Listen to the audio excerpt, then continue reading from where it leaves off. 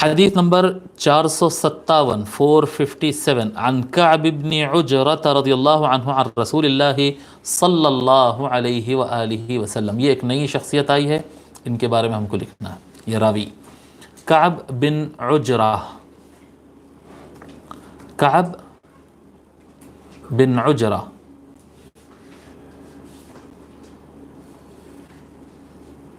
کعب بن عجرہ بن امیہ البلوی،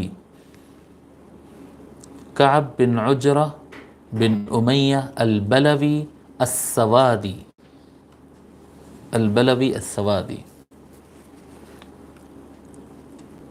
یہ صحابی ہیں، حلفاء الانصار میں سے ہے. یہ یعنی ایکچوئل مدینے کے رہنے والے نہیں ہیں، یہ مدینے سے تھوڑا باہر ایک قبیلہ، یہ البلوی السوادی قبیلہ رہتا تھا وہاں پر.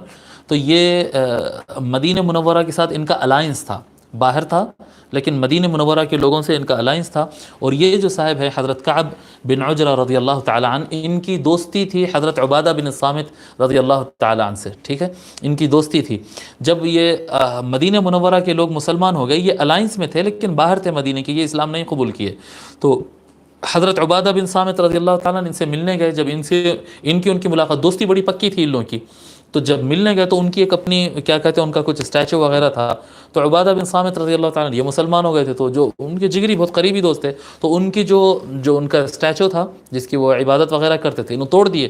حالانکہ اسلام میں اس کی اجازت نہیں ہے، لیکن اس وقت تک تعلیمات ابھی اتنے پورے نہیں ملے تھے. تو دیکھے انہوں کہ یہ شرک کا سامان رکھا ہوا ہے، انہوں کیا کرے، ان کی مورتی توڑ دیے. تو دونوں دوستوں میں خوب لڑائی ہوتی ہے. اس کے بعد دونوں دوستوں میں خوب لڑائی ہوتی ہے، اور یہ کعب بن عجرہ جو ہے خوب سناتے ہیں ان کو، اپنے دوست کو خوب سناتے، ایسا کرے ایسا کرے ایسا کرے. اس کے بعد عبادہ بن صامت رضی اللہ عنہ کہتے ہیں کہ وہ کہے کا خدا ہے وہ جس کو میں توڑ دے رہا ہوں. تو بہرحال لڑائی تو خوب ہوتی ہے، لیکن اس کے بعد جب ٹھنڈے دماغ سے بیٹھتے ہیں دونوں مل کے، لڑائی ختم ہونے کے بعد دوست بڑے پکے رہتے، بیٹھتے تو بولتے کہ یار میرے کو لے کے چلو تمہارے نبی کے پاس، میں بات کرتا ہوں ان سے. یہ یعنی بات تو صحیح دکھی نا، دماغ میں اتری ویسی بات تھی. تو پھر وہاں سے آتے اور اسلام قبول کر لیتے، اور حضور صلی اللہ علیہ وسلم کو بہت زیادہ چاہتے.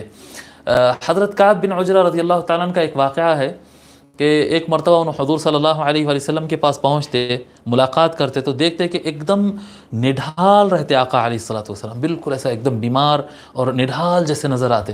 تو بولتے یا رسول اللہ کیا ہوا، آپ کی طبیعت تو خراب نہیں ہے، کیا ہوا آپ کو؟ یا رسول اللہ کچھ علالت ہے کیا، کچھ کمزوری محسوس ہو رہی؟ تو حضور صلی اللہ علیہ وسلم فرماتے نہیں نہیں بالکل ٹھیک ہوں، کوئی قسم کا کوئی مسئلہ نہیں ہے، بس 3 دن سے ایک نوالا بھی نہیں کھایا، تو وہ کھانا نہیں کھانے کی وجہ سے ایسی کمزوری نظر آ رہی. تو اب ان کے پاس اس وقت کچھ رہتا نہیں بھائی، ان کا گاؤں باہر. تو انہوں بولتے کہ بھائی فوراً کچھ انتظام کرنا چاہیے، مدینے سے باہر ان کا گاؤں ہے، کچھ کرنا چاہیے. تو باہر نکلتے، سوچتے، سمجھ میں نہیں آتا کیا کرنا.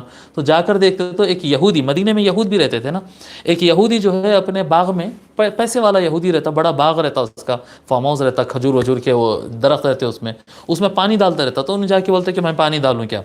تو ان پوچھتا کہ بھائی کیا ہونا تیرے کو؟ تو بولتے ایک ڈول بولی میں سے سیننا، ایک ڈول پانی ڈالنے کا، ایک کھجور لوں گا. تو بولتے چلو ٹھیک ہے منظور ہے، دوں گا کھجور تیرے کو، ڈالو. تو انہوں کیا کرتے، خوب پانی ڈالتے، اس کے پورے کھیت کو سیراب کرتے اور خوب اچھے کھجور جمع کر لے کے آ کے حضور صلی اللہ علیہ وآلہ وسلم کے پاس پیش کرتے کہ یا رسول اللہ یہ لے کر آیا ہوں، وہ تیز محنت کر کے. حضور صلی اللہ علیہ وآلہ وسلم وہ کھجور کھاتے اور مسکراتے اور فرماتے کہ کعب بن عجرہ تم مجھ سے محبت کرتے ہو؟ تو بولتے یا رسول اللہ بہت محبت کرتا ہوں آپ سے. تو حضور صلی اللہ علیہ وسلم فرماتے اگر تم مجھ سے محبت کرتے ہو تو تیار رہو، جو آدمی مجھ سے محبت کرتا ہے فقر اس کی طرف بہت تیزی سے آتا ہے، فقر اس کی طرف بہت، فَأَعِدَّ لِلْفَقْرِ تِجْفَافًا، اچھی طریقے سے تیار رہنا، مصائب آتے، مشکلات آتے. جو آقا علیہ الصلوۃ والسلام، یہ دنیا میں جو ہے بڑے فتن ہوتے ہیں، دنیا میں بڑے مصیبت ہوتے ہیں جی. جو آقا علیہ الصلوۃ والسلام سے سچی محبت کرتا ہے، لوگ اسے سکون سے رہنے نہیں دیتے جی. وہ کچھ نہ بھی کہے تب بھی اس کو لوگ کچھ کہیں گے، ستائیں گے، اس کو ٹارچر کریں گے. تو یہ ہوگا. تو اے کعب، فقر کے لیے تیار رہنا، یعنی حالات اونچ نیچ ہوں گے، اتار چڑھاؤ آئیں گے، اس کے لیے تیار رہنا کہ مجھ سے محبت کرنے والوں کو آزمایا جاتا ہے.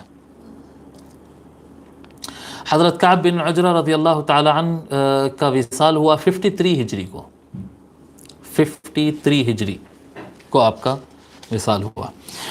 حضرت کعب بن عجرہ رضی اللہ تعالی عنہ روایت فرماتے ہیں کہ رسول اللہ صلی اللہ علیہ وآلہ وسلم نے ارشاد فرمایا معقبات لا يخيب قائلهن او فاعلهن دبر كل صلاة مکتوبۃ۔ حضور صلی اللہ علیہ وسلم فرماتے ہیں نماز کے بعد میں پڑھنے والی دعائیں ایسی دعائیں ہیں، ایسا عمل ہے جو اس کو کہے گا یا جو اس پر عمل کرے گا ہر نماز کے بعد، دبر کل صلاۃ مکتوبۃ، ہر فرض نماز کے بعد یہ دعائیں، یہ میں باتیں جو بتانے جا رہا ہوں ایسی ہے یہ جو بعد میں پڑھنے والی ہے۔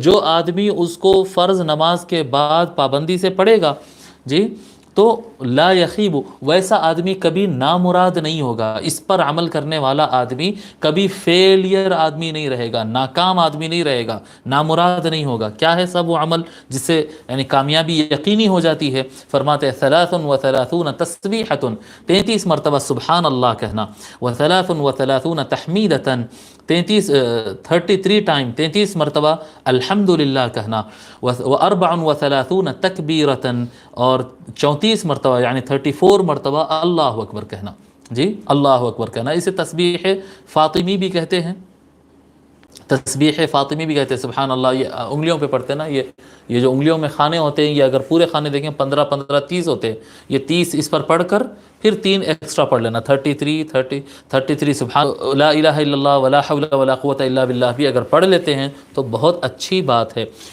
حضور اکرم صلی اللہ علیہ وآلہ وسلم کی شہزادی سیدہ فاطمہ الزہراء علیہ السلام، آپ جو ہے گھر میں جب کام کرتی تھی، مولا علی علیہ السلام سے آپ کا نکاح ہو گیا تھا، تو ایسا روایات میں آتا ہے کہ بہت ان کی حالت خراب ہو گئی تھی، یعنی مطلب بہت زیادہ ان کے اوپر لوڈ آ گیا تھا کام کا، تھکان بہت زیادہ ہو جاتی تھی، یہ شولڈر ان کا گھسا گیا تھا پانی بھرنے سے، ہاتھوں میں گٹھے پڑ گئے تھے، بہت حالت رہ جا رہی تھی، بہت زیادہ لوڈ ہو گیا تھا کام کا۔ تو مولا علی علیہ السلام ایک مرتبہ، مولا علی بھی جاتے تھے کمانے کے لیے، وہ بھی پورا دن کام کر کے آتے تھے، یہ مالدار لوگ نہیں تھے نا، پیسہ جمع نہیں کرتے تھے یہ لوگ، ویسے تو سردار ہیں جنت کے لیکن جمع نہیں کرتے تھے کچھ۔ تو ایک مرتبہ مولا علی ان سے کہتے کہ کیوں نہ سیدہ ایسا کرتے کہ آپ فاطمہ آپ جا کے حضور صلی اللہ علیہ وآلہ وسلم سے ایک آدھ نوکر مانگ لیتے آپ، جی حضور کے پاس تو لوگ آتے رہتے ہیں، حضور لوگوں کو بانٹتے رہتے، سلیو ہوتے تھے نا اس زمانے میں، جنگوں سے سلیو آتے تو لوگ میں بانٹتے، ایک آدھ غلام اپنے کو بھی مل جائے تو آپ کا کام آسان ہو جائے گا۔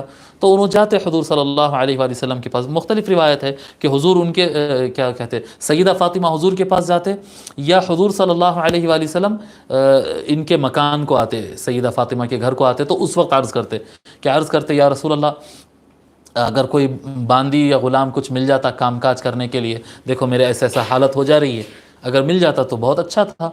جی بعض روایتوں میں اس طرح سے، اور بعض روایتوں میں ہے کہ یعنی کہنے جاتے لیکن کہتے نہیں، تو یعنی خاموش رہتے۔ حضور صلی اللہ علیہ وآلہ وسلم فرماتے کہ تمہارے من میں ایسا خیال آیا، جی اندازہ کر لیتے اور فرماتے، جان لیتے آقا صلی اللہ علیہ وسلم، تو ہاں یا رسول اللہ ایسا میں نے سوچی۔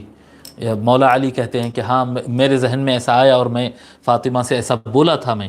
تو حضور صلی اللہ علیہ وسلم فرماتے نوکر چاہیے تو وہ بھی مل جائے گا، یا اس سے اچھی چیز چاہیے تو وہ تم کو مل جائے گی۔ تو فرماتے ہیں کہ وہ کیا چیز ہے بھی، اس سے اچھی چیز نوکر، اب ضرورت اس کی ہے، اس سے اچھی چیز کیا ہے؟ تو حضور صلی اللہ علیہ وسلم فرماتے 33 مرتبہ سبحان، جب تم اپنے بستر پر جاؤ، یہ فرماتے جب دن بھر گزار لو اور سونے کے لیے بستر پر لیٹو تو بستر پر لیٹنے کے بعد یہ پڑھ لو، جی 33 ٹائم سبحان اللہ پڑھ لو، 33 ٹائم الحمدللہ پڑھ لو، اور 34 ٹائم اللہ اکبر پڑھ لو، یہ تمہارے لیے اس سے بہتر ہے۔ تو سیدہ فاطمہ جو ہے اس وقت حضور صلی اللہ علیہ وسلم کے سامنے بڑی آواز میں کہتی رضیت باللہ ورسولہ، رضیت باللہ ورسولہ، اللہ رسول نے جو عطا کیا وہ مجھے منظور ہے، یعنی نوکرانی نہیں چاہیے، ہماری جو خواہش تھی وہ ہم کو نہیں چاہیے، اللہ کے رسول نے جو دیا وہ ہم کو چاہیے۔